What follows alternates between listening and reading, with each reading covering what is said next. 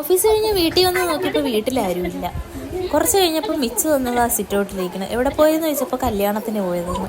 അങ്ങനെ അതിൻ്റെ കിന്നാരിപ്പായിരുന്നു കുറച്ച് സമയത്തേക്ക്.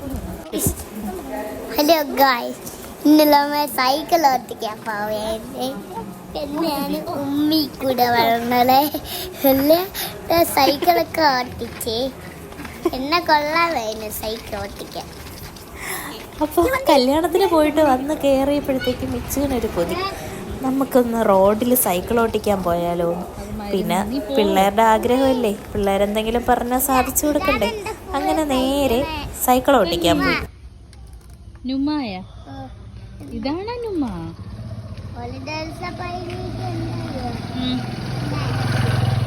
എന്റെ വീട്ടിൽ വരാൻ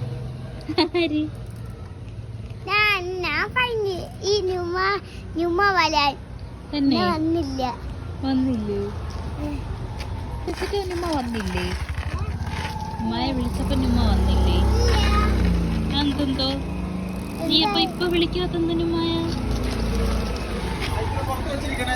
ഇടയ്ക്ക് എന്താണ് പറയണതെന്ന് വെച്ച് കഴിഞ്ഞാൽ, നമ്മൾ സൈക്കിൾ ഓടിക്കാൻ പോയപ്പോൾ മിച്ചുവിൻ്റെ ഒരു ഫ്രണ്ടിനെ വഴിയിൽ വെച്ച് കണ്ട്. അപ്പം അവർ മിസ്സാനേ എന്ന് വിളിച്ചു. അപ്പം മിച്ചുവിന് പഴയ നൊസ്റ്റാൾജിയ വന്നു.